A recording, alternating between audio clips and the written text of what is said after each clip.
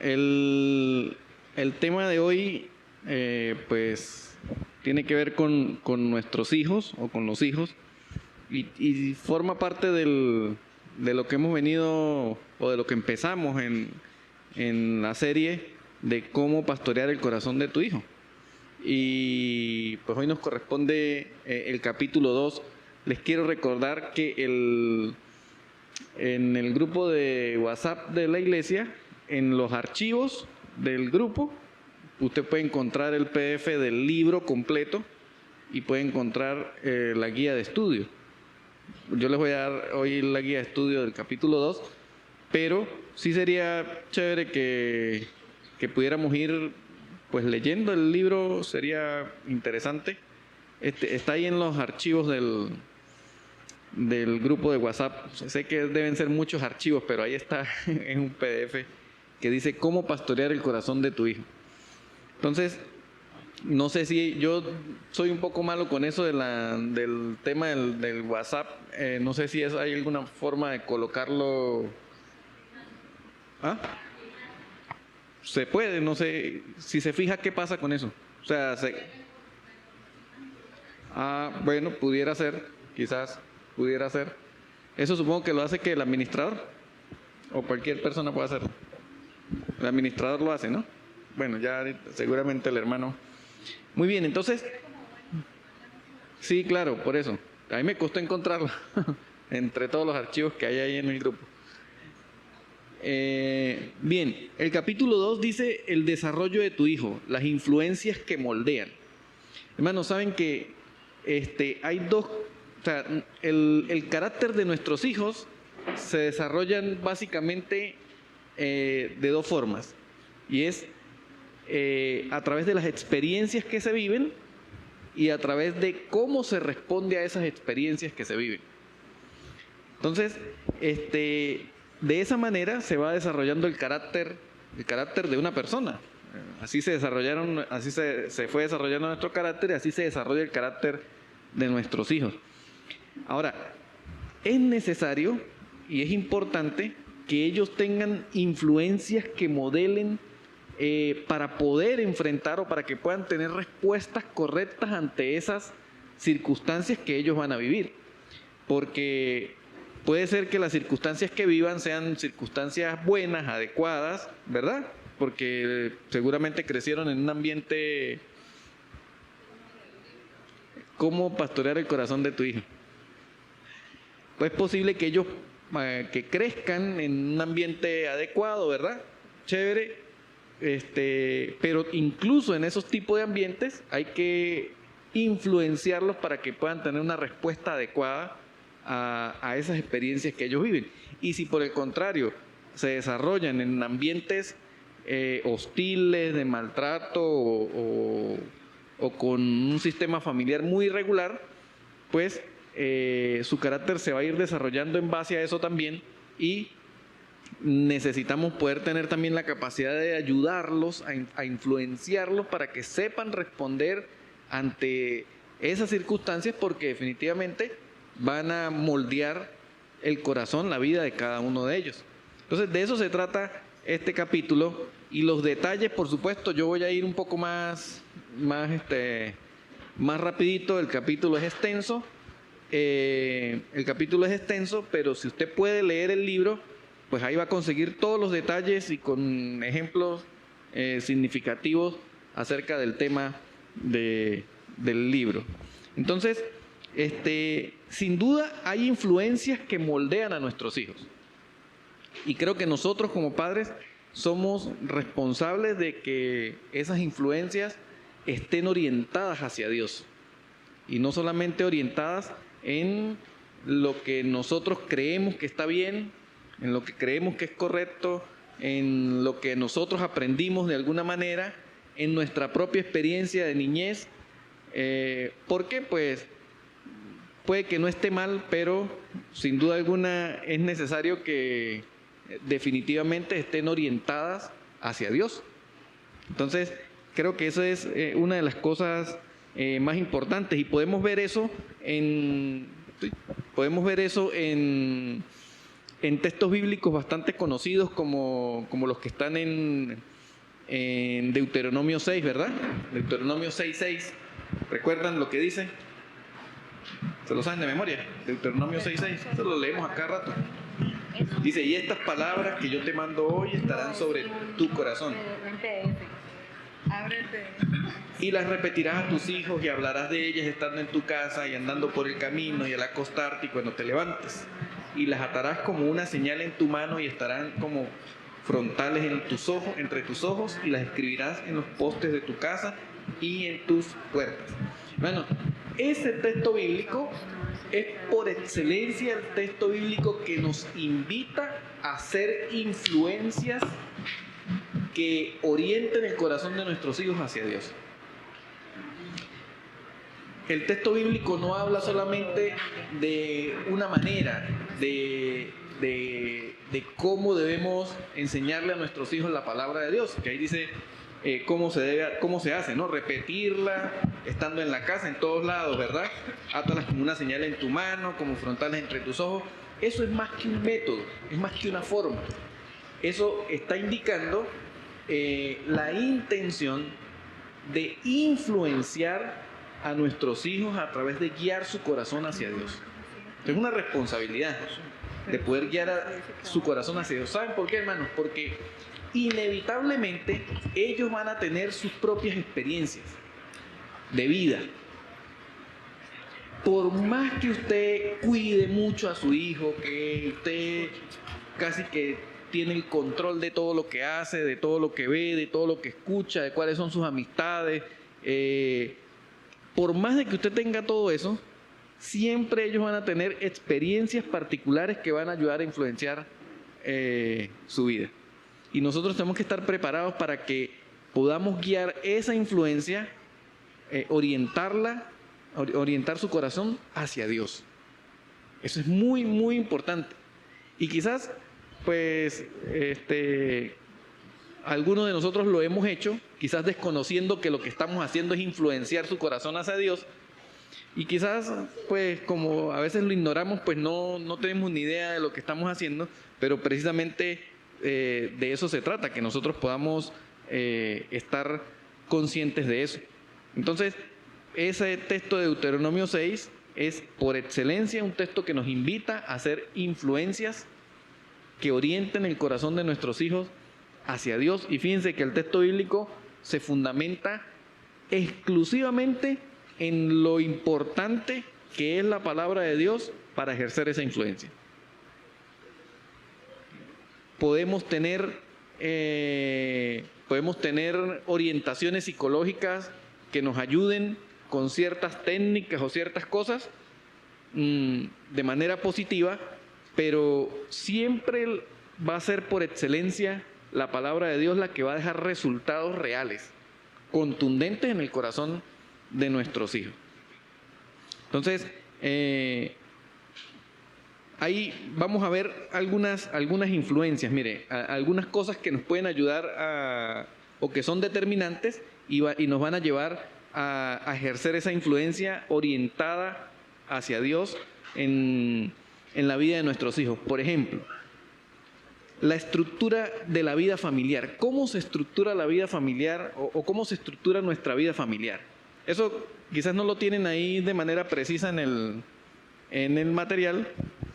La estructura de una vida familiar. ¿Cómo se estructura la vida familiar de nosotros? Por ejemplo, hagámonos algunas preguntas para determinar eso. ¿Es la vida familiar, nuestra vida familiar, un núcleo tradicional familiar? ¿Qué quiero decir con un núcleo tradicional? Pues está papá y mamá en la casa, o sea, están juntos como una familia. ¿A cuántos padres está expuesto el niño? O sea, una cosa es que vivan juntos, otras cosas a cuántos padres está expuesto, porque puede ser que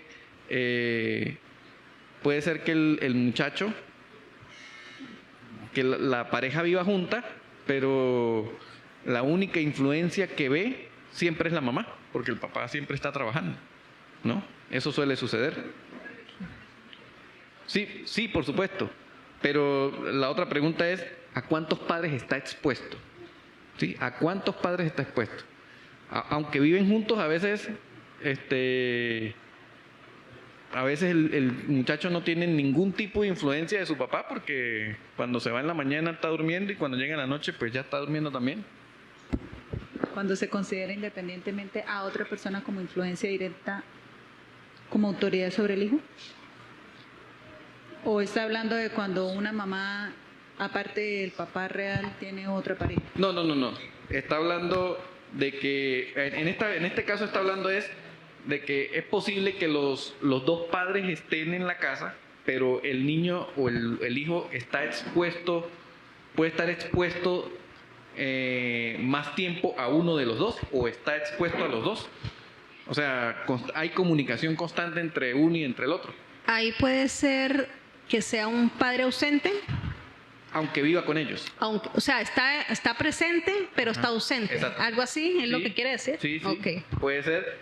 Entonces, preguntas que podemos hacernos para poder determinar de qué manera está estructurada la familia, ¿no? Si es un núcleo familiar tradicional, ¿a cuántos padres está expuesto el niño? ¿Es una familia de 2 o 3 generaciones? ¿No? Por ejemplo, entiendo que tiene que ver con que están los abuelos allí, ¿no? Están los abuelos viviendo también allí en la familia. Eso son consideraciones que hay que tener en cuenta para tratar de determinar de qué manera está estructurada la familia. Por ejemplo, ¿están ambos padres vivos y están funcionando en el hogar? ¿No? O sea, están plenamente, son funcionales los padres en el hogar, están vivos, o alguno está enfermo, no puede trabajar, no puede hacer absolutamente nada. Todos estos parámetros, aunque parecieran insignificantes, son influencia en el desarrollo, en el desarrollo del carácter. Porque la idea que vamos a ver es cómo estas cosas necesitamos orientarlas hacia Dios, porque son cosas cotidianas, son realidades que están presentes en la vida de las familias, ¿no? Incluso en la iglesia podemos ver cómo hay familias donde solamente está presente mamá, papá no está porque falleció, porque se separaron por cualquier circunstancia, o el niño está con los abuelos solamente, no vive con los padres o solamente vive con el papá. Eso es una realidad, ¿Hay otros niños en la familia o es una familia organizada alrededor de un solo hijo? Ese es el caso de nosotros. Nuestra familia está organizada alrededor de María Ángel, es la única hija. Pero la hermana Daisy tiene 3 y con ganas de 4. Ese se asusta, el hermano Edwin. Nadie se desperta. Peló los ojos el hermano Edwin. Eso es importante también poderlo determinar, ¿no? ¿Cuál es el orden de nacimiento de los chicos? ¿Cuál es la relación entre ellos? ¿Qué tan cerca o qué tan lejos están en términos de edad? Todo eso es una influencia, aunque no parezca. O sea, todo eso ejerce influencia y afecta. Entonces, fíjense que es importante poderlo determinar porque al final puede influir. Miren, es posible, aquí el autor cuenta un caso que tuvo de una pareja recién casada que llegaron a consejería y dice que la muchacha se sentía que no era amada, que su esposo no la amaba y estaban recién casados. Y cuando empezó a indagar, resulta que la muchacha fue hija única. Y resulta que en su casa, siendo soltera, todo giraba alrededor de ella porque era única hija. Le daban atención, le daban todas las cosas que el afecto, el cariño, todo era para una sola persona porque sus padres solamente la tenían a ella.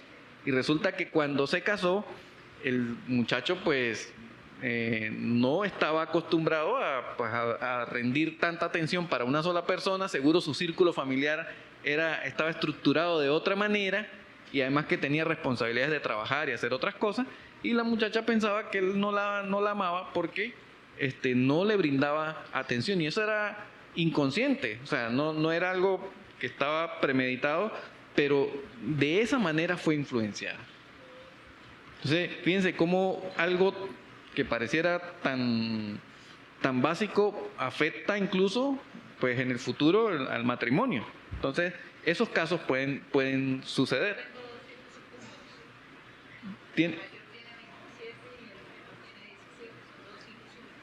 Imagínense, cuando esas cosas hay que saberlas manejar, y la idea de esto no es saberlas manejar de acuerdo a como yo creo que se debe manejar, sino orientar esa influencia hacia Dios. O sea, cómo yo manejo eso y que eso esté en concordancia con Dios, porque es la manera en cómo yo voy a lograr que mis hijos usen esas experiencias de vida para poderse acercar más a Dios, ¿no? Y no que sean unas víctimas de las circunstancias. Y eso suele suceder, ¿verdad? Que, no es que yo, como mi papá nunca vivió conmigo, pues entonces yo soy así. Entonces son víctimas de eso. No, que como mi mamá, pues nosotros éramos 7, éramos 10. Entonces, pues imagínense, a mí casi nunca me pusieron cuidado. Entonces, víctimas de eso. Y la idea es que nuestros hijos no se conviertan en eso, sino que a través de nuestra influencia orientada hacia Dios, ellos puedan usar esas experiencias para crecer y acercarse mucho más a Dios. Entonces, la estructura familiar es importante. Bueno, evaluemos cómo está eso, ¿no? Cómo está nuestra estructura, cómo es nuestra estructura familiar, y en la guía de estudio vamos a ver, pues yo supongo que por cuestiones de tiempo, pues sería bueno que en casa lo pudiéramos resolver. Son muchos versículos que están allí, donde vamos a conseguir algunos principios que nos van a ayudar a comprender esto y a saber qué podemos hacer para poder orientar la vida de nuestros hijos hacia Dios y poder salir adelante con todas estas experiencias de vida. Entonces ahí van a poder ver que hay varios textos bíblicos donde nos van a ayudar a conseguir, nos van a desafiar a buscar todos esos principios que el Señor nos está diciendo que podemos conseguir en su palabra. Entonces, la estructura familiar es importante, los valores familiares son importantes, son una influencia indispensable, ¿verdad? Los valores familiares son indispensables.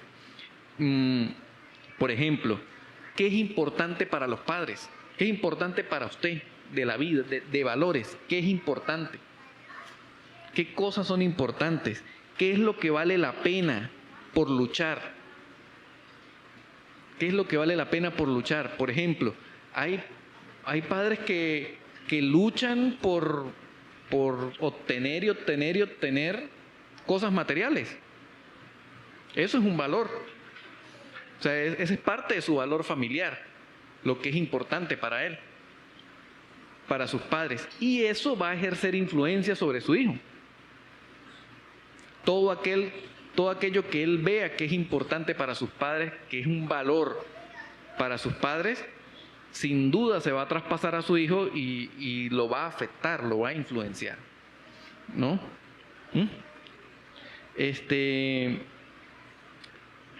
Son, por ejemplo, dentro de los valores de la familia, son las personas más importantes que las cosas, ¿no? Es algo que nosotros necesitamos determinar en nuestra familia también. ¿Las cosas materiales son más importantes que las personas? Se estresan más esto es un ejemplo, por ejemplo, se estresan más los padres por un hueco en el uniforme de la escuela o por una pelea entre los compañeros de clase. O sea, determinando importancias, prioridades. Entonces, creo que eso es, ¿cuál es el lugar de Dios? ¿Cuál es el lugar de Dios en la familia? Es parte de los valores familiares. ¿Sí? En una casa, en un hogar donde nunca se habla de Dios, ¿verdad? Nosotros tenemos que determinar entonces cuál es el lugar de Dios allí. Y tal cual sea el lugar de Dios en nuestra familia, posiblemente de esa misma forma será influenciado nuestro hijo y de esa misma manera él le va a dar el lugar a Dios, porque va a venir de allí. Entonces, ahí no cabe eso de que yo lo dejo quieto y que cuando él crezca decida en qué creer. Eso no es viable en una familia que quiere orientar la influencia de su hijo hacia Dios, porque tiene que ser responsable porque sus valores giren alrededor de Dios o estén centrados en Dios, ¿no? Porque hay un montón de filosofías que van a seguir influenciando. Cuando nosotros decimos, no, yo espero que, yo ahorita no lo presiono con temas religiosos, sino que cuando él esté grande decida, resulta que es falso, el sistema ya lo está influenciando. Cuando usted decide no ejercer esa influencia, usted está diciendo, listo, yo no lo voy a hacer, y el sistema lo está haciendo de manera directa. O sea, el sistema no está perdiendo tiempo en eso. En la música, en los dibujos animados, en la televisión, en las películas, ¿verdad? En la moda, en absolutamente todo. Y recuerde, aunque usted tenga a su hijo protegido, está demostrado que siempre habrá influencia externa y ellos van a aprender de esas influencias externas también. Entonces, tengamos eso presente, porque los valores familiares son muy, muy importantes. Miren lo que dice Colosenses 2:8. Si alguien me ayuda ahí con Colosenses 2:8. Mirad que nadie os engañe por medio de filosofías y huecas sutilezas, según las tradiciones de los hombres, conforme a los rudimentos del mundo y no según Cristo. Ajá. Esa es una exhortación que hace el apóstol Pablo a la iglesia de Colosas, ¿verdad? Y evidentemente en esa iglesia habían familias. Y seguro que era una exhortación también directa a las familias. Miren que nadie los engañe con filosofías y huecas sutilezas, que están fundamentadas en los hombres y no en Cristo. Y saben, hermanos, lastimosamente muchos de los valores que hoy profesa la familia está fundamentada en rudimentos humanos. Muchos de los valores están fundamentados así. Por eso hoy el materialismo es una cosa increíble. O sea, es impresionante. No sé si ustedes se han dado cuenta la cantidad de autos nuevos que hay en Bucaramanga. Es impresionante. O sea, usted aquí prácticamente no ve casi carros antiguos. Bastantes autos nuevos, ¿no? Mucho de eso, o sea, no digo que todo, pero mucho de eso es el afán de influenciar, de dejarse influenciar, o la influencia que hay por el humanismo, por el materialismo, ¿no? Y no me malinterpreten, no soy socialista ni nada por el estilo, pero definitivamente es una influencia grande. Y todas esas filosofías que la Biblia llama huecas, que hoy en día la familia lastimosamente está siendo atravesada por esas filosofías, ¿verdad? Por ejemplo, la filosofía del liberalismo. O sea, dar libertad extrema, libertinaje, para que se decida lo que quiera hacer. Y de hecho es un lema, ¿no? Tú puedes ser lo que quieras ser. Que eso es una filosofía hueca, que es falsa, que no está conforme a Cristo. Y el apóstol Pablo lo advierte allí en Colosenses. Miren que nadie los engañe. Y esa es una advertencia para que la familia esté atenta. Miren que nadie los engañe. La responsabilidad de que nuestros hijos sean influenciados de manera correcta para que su corazón sea orientado a Dios, nuestra, hermano, es nuestra. Mire, difícilmente nuestros hijos van a permanecer 30 minutos en la iglesia escuchando una enseñanza si ellos no han sido influenciados para que tengan el deseo de escuchar la palabra de Dios. Si ellos en casa todo el tiempo están metidos en sus tablets o en sus teléfonos móviles o en las computadoras escuchando música de cualquier clase o viendo videos de cualquier clase, y nunca hay un espacio para Dios, pues entonces ellos no van a querer permanecer 30 minutos ni en la escuela dominical ni en el salón principal escuchando la predicación, porque no es parte de sus valores, no forma parte de sus valores. Entonces es importantísimo que eso lo tengamos presente. Entonces, ¿están los valores de tu hogar basados en la tradición humana o en los principios básicos de este mundo? ¿O están basados en Cristo? ¿En dónde están nuestros valores? Creo que es un ejercicio de reflexión que podemos hacer, a ver dónde están, fundamentados en esas preguntas. ¿Cuál es el lugar que tiene Dios en la familia? Miren, en eso de los valores, hablamos hace un rato que ¿qué era más importante para los padres? Si las cosas o para la familia, que si las cosas o las personas, ¿no? Y saben que, por ejemplo, si le preguntamos a uno de nuestros hijos, o si alguien le pregunta a alguno de tus hijos y le dice, ¿a qué le tienes más miedo? ¿A romper un adorno costoso en tu casa o a desobedecer a tus padres? Esteban, ¿usted a qué le tiene más miedo? Si usted llega a romper un adorno costoso que tenga tu mamá en la casa, o un aparato, algo, haces un daño en la casa, ¿a qué le tienes más miedo? ¿A eso o a desobedecerlos? ¿A qué le...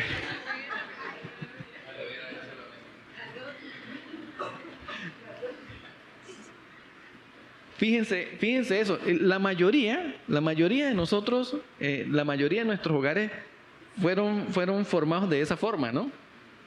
Le rompimos el florero. Yo una vez le desaparecí un elefante, a mi mamá le encantan los elefantes, y le regalaron unos que había uno grande, uno mediano, uno chiquito, y yo rompí el grande. Y detrás de la casa pasaba una quebrada. Yo agarré, lo metí en una bolsa y para la quebrada boté el elefante. Yo no quería que lo viera partido. Y lo negué, hasta que mi hermana le dijo, no, eso fue Ricardo el que lo partió. Pero yo le tenía miedo a eso. Entonces, es un indicador, hermanos, que a veces parte de nuestros valores, de manera inconsciente, se basa más en lo material que en principios que sean fundamentales. Por ejemplo, debemos procurar que nuestros hijos sepan las consecuencias graves de desobedecer. Más que que me peguen por un objeto roto, ¿no? Por algo que dañé. Pero si yo no le tengo temor, o si a mí no me da temor desobedecer a mis padres, hay un problema en los principios, hay un problema en los valores, ¿no? Porque después no me va a dar temor desobedecerle a la policía, no me va a dar temor desobedecerle, evadir los impuestos, ¿no? No me va a dar temor hacer esas cosas, porque pues... ¿no? Más importante las cosas. Yo le pago al alférez para que no me quite el carro, porque el carro es más importante. Entonces, tengo que preservar eso como sea. Entonces, esos valores son de gran influencia. Nosotros tenemos que orientar. Allí también en la guía de estudio se van a conseguir los textos bíblicos que le van a ayudar a pensar cómo Dios nos desafía a que nuestros valores estén alineados con el corazón de Dios. Y eso es muy, muy importante. No sé si alguno tiene alguna anécdota similar. A todos, de alguna forma, nos pasó algo algo parecido, ¿no? Entonces, mi abuela nos contaba que, bueno, de esas personas de antes, mi abuelo se iba a trabajar y él le decía a mi abuela: mija, me voy a trabajar, ahí quedan los muchachos, lo que le pase a ellos es su responsabilidad. Y se iba a trabajar. Y un día un tío mío se accidentó, se cayó por un barranco y se fracturó un brazo, se fregó bastante fuerte. Mi abuela, en vez de recoger, de ver cómo lo auxiliaban y todo eso, salió corriendo por la calle hacia abajo, y cuando la agarraron por allá abajo, pero ¿qué le pasa? No, Luis me dijo que yo era responsable si algo le pasaba. O sea, ella estaba preocupada porque era culpable. O sea, su esposo la había hecho culpable de lo que le pasara a su hijo. Entonces, imagínense, ¿no? ¿Cómo puede ser una tortura de esas, vivir bajo esos principios, bajo esos valores, ¿no? Entonces, pensemos cuáles son, ¿no? ¿Cómo están los valores de nuestra familia, ¿no? Los niveles de confianza. ¿Cuáles son los niveles de confianza en la familia? Algunas familias nunca le dirán a sus parientes sus problemas, pero abiertamente se los revelarían a algún vecino, ¿no? Algunos niños crecen sin saber nunca cuánto dinero gana su papá, ¿verdad? Mientras que otros conocen el balance de la chequera cualquier día que se les pregunte. ¿Ve? Algunos padres guardan secretos con sus hijos, algunos niños comparten secretos pero no con sus padres. Eso es parte de los valores. Sí, nosotros que trabajamos en un colegio alguna vez, era impresionante la red de amistades que se tejían dentro de los mismos compañeros, y a veces los padres quedaban con la boca abierta porque no podían creer que sus hijos tuvieran ese tipo de secretos. Porque no se conocen, esos valores no estaban presentes. O sea, esos niveles de confianza no estaban presentes. Algunas veces la mamá tiene secretos con los hijos sin que papá lo sepa. Hacemos esto, pero decir a su papá, ¿no? A veces pueden ser cosas insignificantes, ¿no? Pero véanlo como un valor, como algo, aunque sea chiquitico, recuerden que eso está influenciando, eso está tejiendo un valor en el corazón. A veces los papás tienen secretos sin que mamá sepa, con los hijos. Que su mamá no sepa. Cada familia ha establecido esos niveles de confianza. O sea, y todas esas cosas forman parte de lo que forja el carácter, ¿verdad? El crecimiento.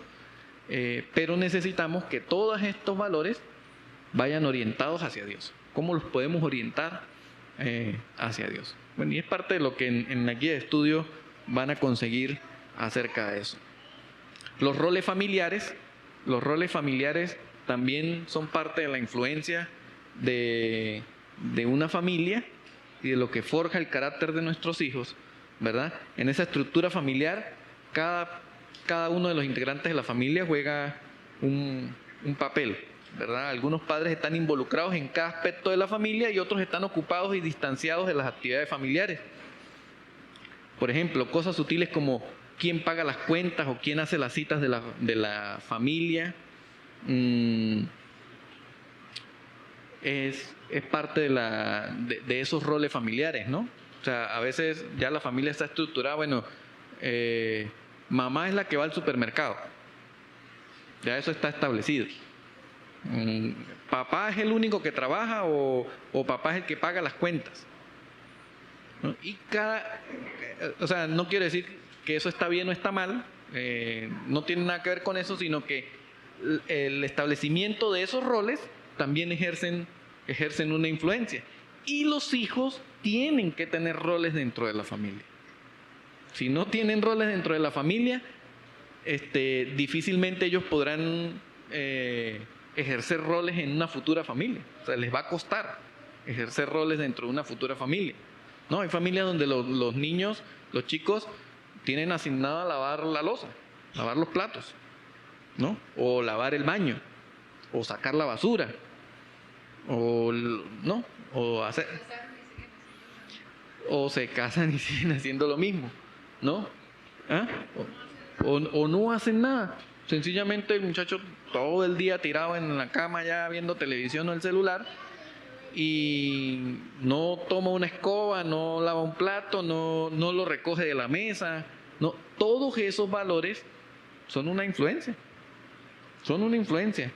Entonces después, cuando nos dan guerra, que ya están adolescentes y nos dan guerra o no, entonces, pero ¿por qué será eso, muchachos? Si él no iba para fiestas y él no iba a esto, ni tenía vicios ni nada, y ahora, ¿por qué él es así? Bueno, puede ser que, sí, póngale oficio. Mucho ocio, mucho ocio. Por ejemplo, hermanos, miren, a mí me pasó,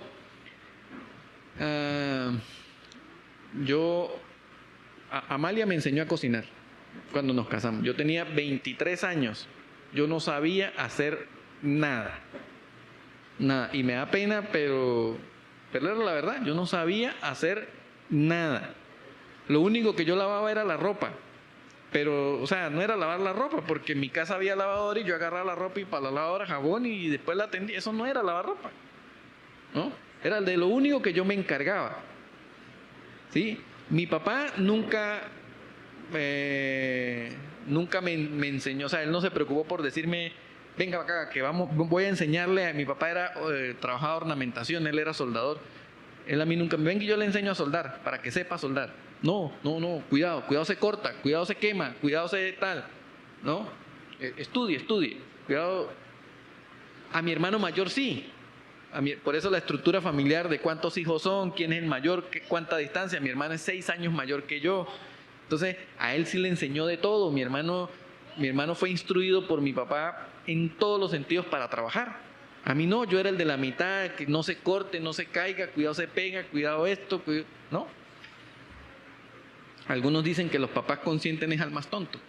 Entonces, pues, no sé si será cierto. O al que ellos ven más tonto, más débil. No quiero pensar que era así, pero esos eran los valores que habían en mi casa. Así eran los valores. Y yo no sabía cocinar, me da pena, pero yo no sabía hacer arroz. Y Amalia fue la que me enseñó.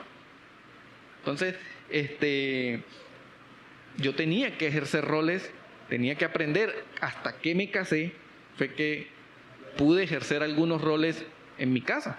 Yo solamente pensaba que mi trabajo era trabajar, proveer. Porque eso fue lo que yo vi hacer a mi papá. Yo a mi papá casi nunca lo vi barrer, casi... Bueno, ya después de adulto sí, él pues hizo un montón de cosas, pero de niño yo siempre vi a mi papá sucio, o sea, con ropa de trabajo. Entonces, todo eso me fue formando. Todo eso me fue formando. Entonces, ¿qué dice Proverbios 22:6? Ese también es conocido, Proverbios 22:6.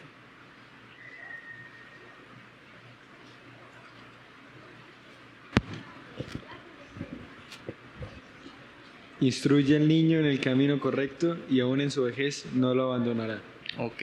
Instruye al niño en el camino correcto y aún cuando fuere viejo no se apartará de él. Bueno, es parte de ser conscientes de que hay que enseñar. Instruir es más que simplemente decir haga esto, haga esto, haga esto. Es moldear, es modelar, ¿no? De eso se trata, instruir. Y esa instrucción tiene que ver con que nuestros hijos puedan aprender que tienen responsabilidades. Y dice la Biblia, aun cuando fueren viejos, no se van a apartar de él. Ustedes sabían que ese texto bíblico siempre se ha dicho, siempre se ha mencionado como para decir que debemos instruir al niño en el camino de Dios para que nunca se aparte de él, y lo tomamos como promesa y saben que no es cierto. O sea, el texto bíblico no está hablando explícitamente, aunque sí tiene que ver, pero explícitamente no está hablando de instruirlo con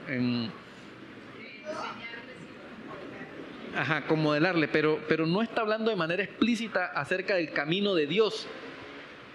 La versión que tienes tú es muy buena. Dice, instruye al niño en el camino correcto. Es un conjunto de cosas en la que por supuesto está Dios. Pero es un conjunto de cosas. No está hablando estrictamente de lo religioso. Está hablando de valores. Está hablando de fundamentos. Dice, instruye al niño en el camino correcto. Integridad, honestidad, solidaridad. Todos esos valores que por supuesto en una familia que tiene temor de Dios, pues todos esos valores están acompañados de lo que el Señor dice acerca de ellos, pero trata de que haya una instrucción integral para que sea una persona de bien. Aun cuando fuere viejo, no se apartará de él. Entonces, trata de eso, de que tengamos roles. La pregunta es, ¿nuestros hijos, o sea, los roles en nuestra familia están bien definidos? ¿Y nuestros hijos tienen roles asignados en la familia? Porque eso los va a formar, eso los va a influenciar, ¿no? La manera en cómo cómo orientamos que nuestros hijos tengan esos roles definidos es si les enseñamos a que esos roles son para glorificar a Dios. No lo hacen porque es una asignación de la casa, sino porque es mi manera de servir a mi papá y a mi mamá, porque eso sirve al Señor, porque eso glorifica a Dios, ¿no? No es sencillamente la asignación que le corresponde, sino la manera en cómo le enseñamos a que eso puede ser un servicio que glorifica a Dios. Todas estas cosas que hemos estado hablando tejen el carácter de nuestros hijos. Lo van tejiendo. Y recuerden que va orientado en cómo se estructura la familia, ¿verdad? Cuáles son los valores familiares, cuáles son los roles familiares. Eso es muy importante. Ahora, ya casi para finalizar, otra cosa que puede ejercer influencia determinante en nuestros hijos a partir de la familia es cómo solucionamos los problemas en la casa. ¿Cómo los solucionamos? ¿Cómo es la resolución de los conflictos en la casa?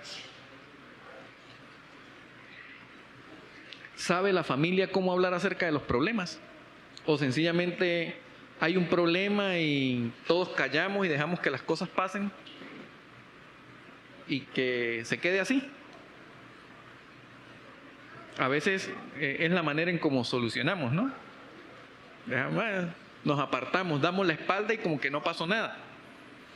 Todo eso está ejerciendo influencia. La resolución de problemas, la resolución de conflictos en la familia está formando, está influenciando a nuestros hijos. Entonces, luego en el futuro, ¿cómo enfrentan ellos los problemas? ¿Cómo se enfrentan a los problemas? ¿Le dan la espalda sencillamente, se hacen los locos y como que no está pasando nada? ¿Y esperen que se solucione solo?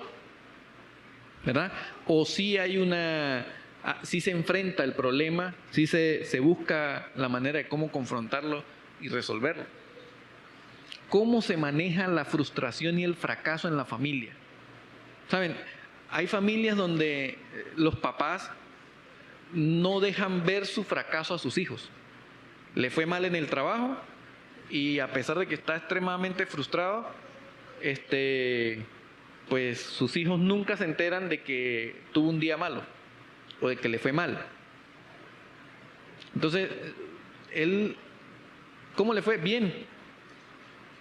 O sea, nunca se demuestra nunca hay demostración de frustración, que a veces es normal, que es común, ¿verdad? Y nuestros hijos creen que la vida es chévere, todo bien. El fin de semana había dinero para comprar comida y todo perfecto. La vida es bonita. Y resulta que cuando ellos tienen que enfrentarse, se dan cuenta que también hay frustración en la vida, ¿no? ¿Cómo enfrentamos nosotros en la casa, los esposos, cómo enfrentamos la frustración o cómo enfrentamos el fracaso? Nos despidieron, ellos se enteraron que nos despidieron, que no tenemos trabajo, que la situación económica no está bien, que no podemos comprar las mismas cosas de la semana pasada porque esta semana no alcanzó el dinero, ¿sí? Porque no podemos tener ciertas cosas que queríamos. Entonces, ¿cómo manejamos esa frustración? O sea, ¿cómo la orientamos hacia Dios? Creo que eso es importante. Basado en ese punto que está mencionando, digamos, hasta dónde se puede hacerle saber a nuestros hijos, por ejemplo, se tienen problemas económicos donde, como comenta, no alcanza para el mercado, cosas así, hasta qué nivel se puede ellos enterar de esa situación familiar, porque a veces uno como padre dice, no, pero es que ellos, para que no les afecte emocionalmente, es mejor que no se enteren, llevamos las cosas entre los dos, que nosotros las dos nos solventamos. ¿Hasta qué punto ellos pueden enterarse como hijos? Obviamente siendo ya más grandes, ¿sí? Que tengan conciencia, de que sepan cómo. Sí, yo creo que fomentar esa confianza de saber que las cosas no todo el tiempo pueden ir bien y que él esté consciente de eso, lo va a preparar para que nosotros con perfecta normalidad podamos decir en algún momento, ¿sabes qué? Esta semana no alcanzó. O sea, que no sea una tragedia para el hijo. ¿Cómo es posible que no alcanzó? O sea, ¿por qué si todo el tiempo? Yo creo que ser espontáneos en eso, hermana, que ser totalmente abiertos en ese sentido no es nada malo. O sea, yo creo que hace más daño emocionalmente crearles una realidad paralela de que todo está bien y que mientras yo esté aquí yo me encargo de todo y a usted nunca le va a faltar nada, ¿verdad? Creo que le hace más daño eso que nuestros hijos puedan ver la realidad, ¿sabes qué? Mi trabajo no es suficiente, no gano suficiente dinero como para suplir todas las cosas que queremos, o en esta oportunidad tengo una mala temporada, el negocio no va bien, ¿no? Entonces, yo creo que eso es mucho más sano. O sea, ellos se preparan mejor porque ellos van a pasar por esas mismas circunstancias. Ellos las van a pasar. Era precisamente eso, que si de repente le creamos una fantasía a nuestro hijo, cuando él tenga un problema se va a sentir un fracasado. Sí, es verdad, hermano. Y miren, el alto nivel de suicidios de jóvenes porque no toleran el fracaso es grande. Es grande. Hermanos, hay un chico que viene aquí a la escuela dominical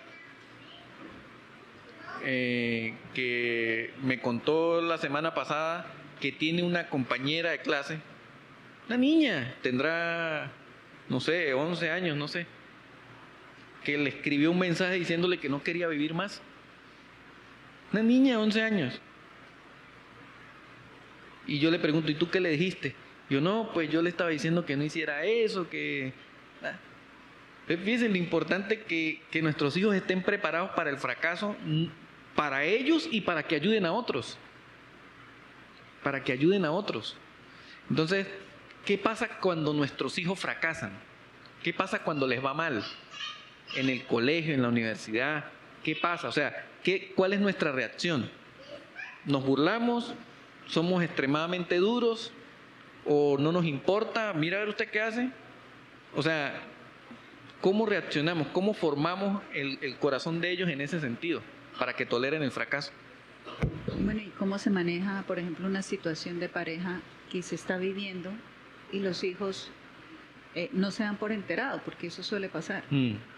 Entonces, por ejemplo, que ya se esté pensando es algo grave o algo y los hijos creen que todo está bien en el matrimonio y después, porque eso es lo que hoy en día se forma. Ya cuando menos los hijos es, ya tengo que ir con mi mamá o tengo que ir con mi papá. Sí. Entonces, ¿cómo se puede manejar eso desde la cultura, desde el inicio, para afrontar una situación? Porque se habla es que es de pareja. Sí, sí, sí. Eso no se cuenta. Bueno, yo creería que esperemos que pase Petro. El presidente. Yo creería que pues ahí hay que tener cuidado, porque a ver, a veces las situaciones de pareja sí, a veces las situaciones de pareja no son tan complejas como uno cree en el momento, o quizás son de esas situaciones en las que, bueno, pasaron los días y hablamos, se solucionó y otra vez, o sea, todo bien. Yo creo que en esos casos es importante, pues, creo que no es necesario tener que someter al hijo a, mire, peleamos y entonces discutimos y, ajá, ok, exacto.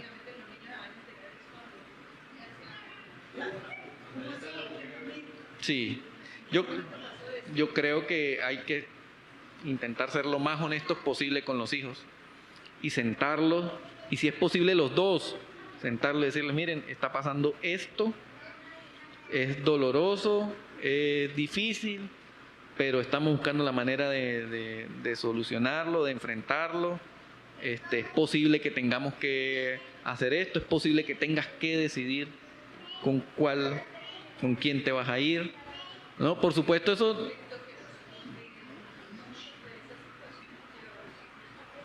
Sí, pero yo creo que es importante que cuando se llega a ese extremo, el hijo, claro, por supuesto, también depende mucho de la edad, ¿no? Pero los hijos sepan con exactitud o con claridad, no con detalles quizás, pero sí con claridad qué es lo que está sucediendo, porque saben, a veces los padres se separan y los hijos nunca saben por qué pasó.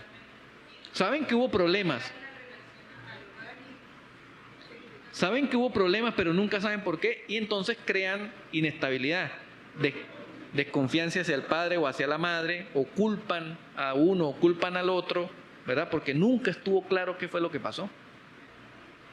La actitud que se toma a veces sin darse cuenta se lleva a que los hijos tomen un bando. Sí. Y no se está teniendo la formación del carácter del hijo, sino es la formación de un hijo inestable porque no sabe con la zozobra que se vive. Sí. ¿Quién fue el culpable? ¿Quién no fue? ¿Qué fue real? ¿Qué no es real? Porque no se habla con claridad. Por eso era mi pregunta. Porque eso es lo que se vive hoy en día. O sea, usted los ve, yo no sé, y mi mamá es la peor, o mi papá es el peor, y se tiende a echar porque muchas veces la persona que decide hablar es el culpable, porque fue el que dañó el matrimonio. Y muchas veces no es así. Sí, yo creo que tienen que ser con total honestidad en ese caso, tratar de ser lo más honestos posibles con los hijos, involucrarlos, no en el problema, sino... ¿Cómo? Involucrarlos no en el problema, sino involucrarlos en la situación, en lo que está sucediendo, porque eventualmente eso los está afectando. Y se dan cuenta, por supuesto, ellos se dan cuenta, ¿no? El peor de los casos es cuando el muchacho cree que se separaron por mi culpa. Es que fue...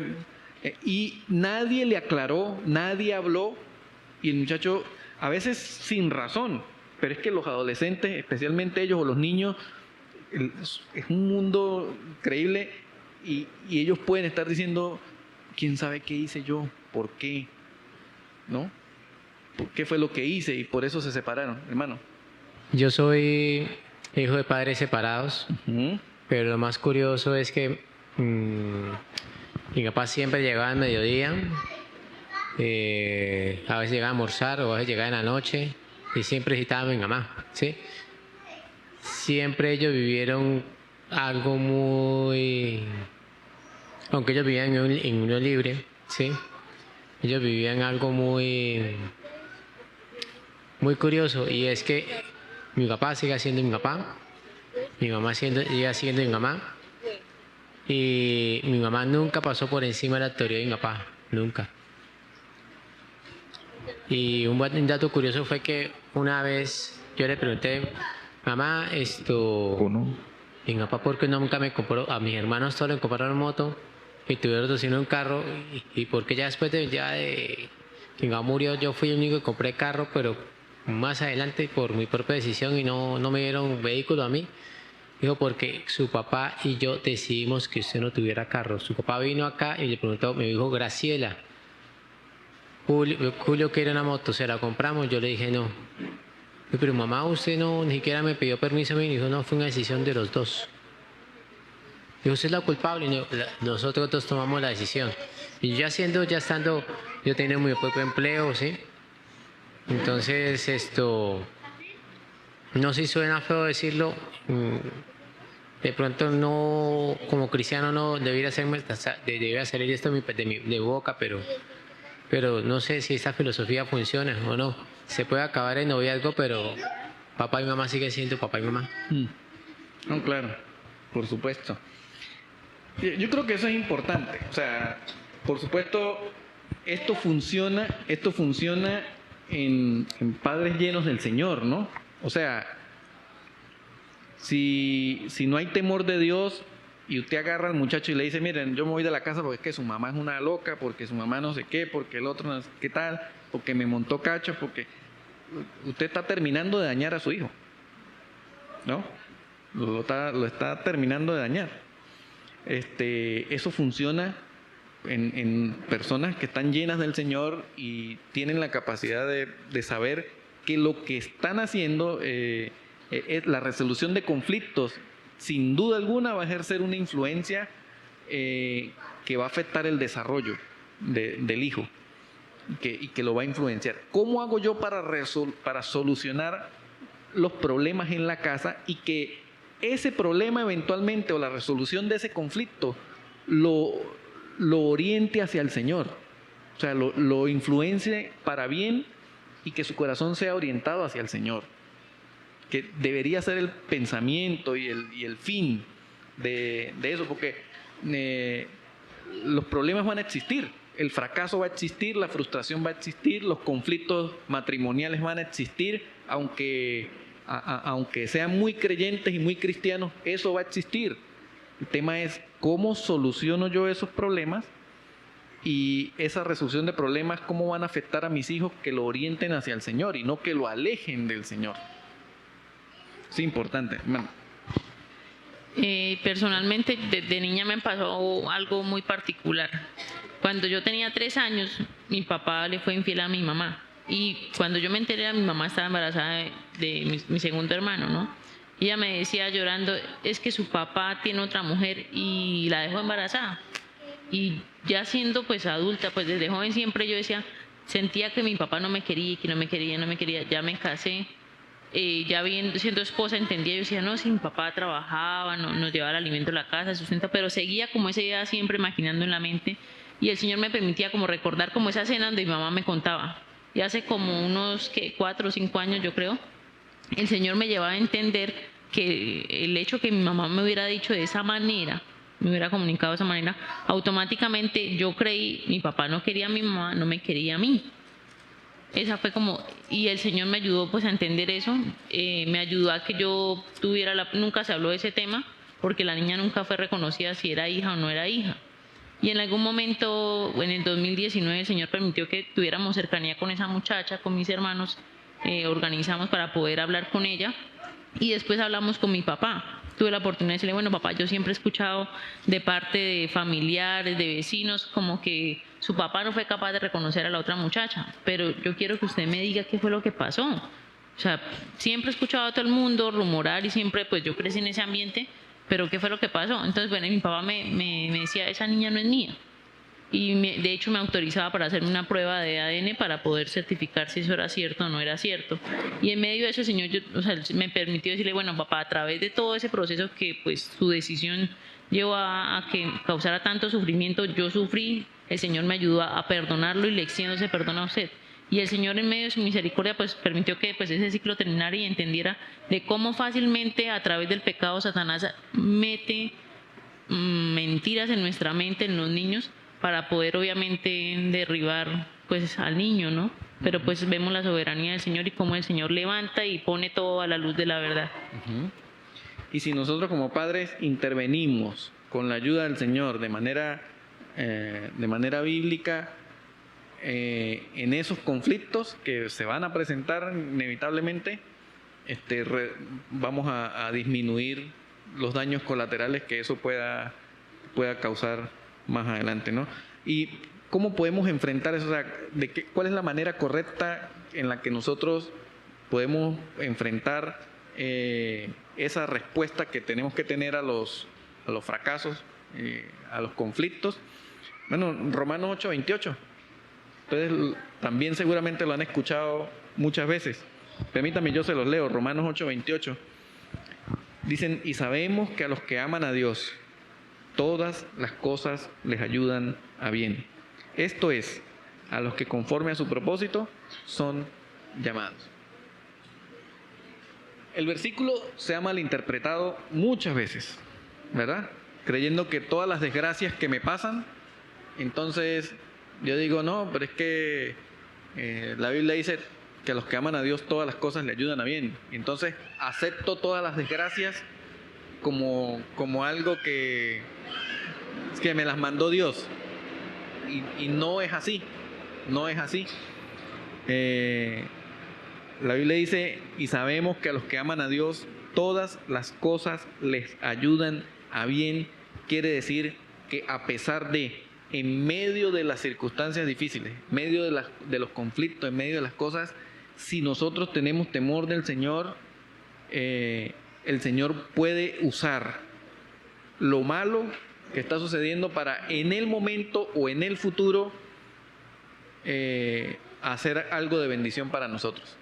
Recuerden lo que estamos estudiando de José, ¿verdad? Era una desgracia lo que a José le había pasado. Sus propios hermanos le hicieron bullying, lo maltrataron, lo quisieron matar y finalmente lo vendieron. Una desgracia. O sea, nosotros leemos la historia así de manera muy jocosa, ¿verdad? Pero si intentamos empatizar con José, debió haber sido difícil. Y José tenía todas las razones justificadas y los argumentos para tener rencor y odio en su corazón. Y si él se hubiese vengado de sus hermanos en el momento en que se los enfrentó, de manera humana, hubiese sido hasta legítimo, de manera humana.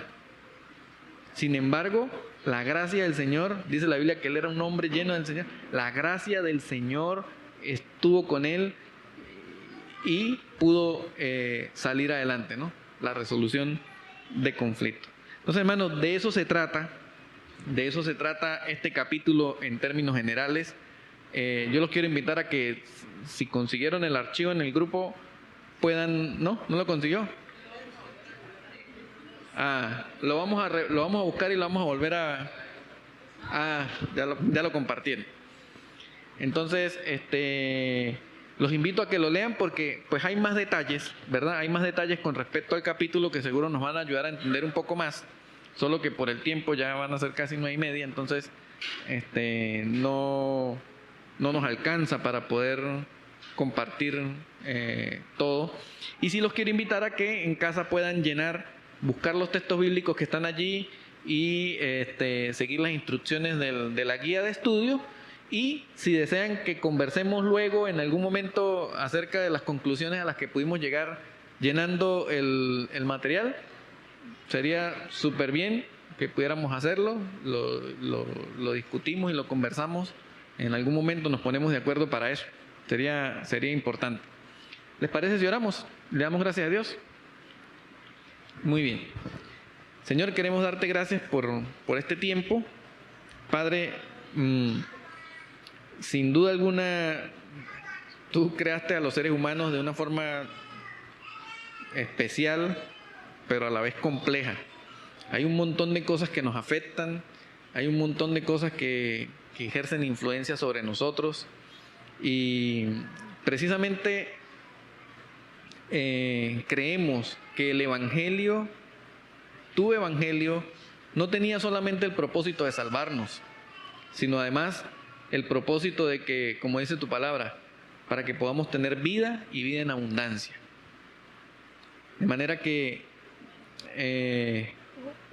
uno de los propósitos de poder conocer el Evangelio precisamente es que podamos aprender a vivir, aprender a formar parte de tu propósito, y que como padres nosotros podamos saber cómo actuar con nuestros hijos, cómo poder influenciar su corazón, Señor. Fallamos de muchas maneras, la verdad es que sí, seguramente hemos cometido un montón de errores. Si todavía estamos a tiempo, porque nuestros hijos viven con nosotros y estamos a tiempo de enmendar, danos la sabiduría y la fuerza para hacerlo, Señor. Si no, Padre, ayúdanos a orar y te pedimos misericordia por nuestros hijos que quizás ya no están con nosotros, quizás ya hicieron su vida aparte, para que de alguna forma tú puedas tocar sus corazones y que ellos puedan también conocer estos principios. Te damos muchas gracias, Señor, en el nombre de Jesús. Amén.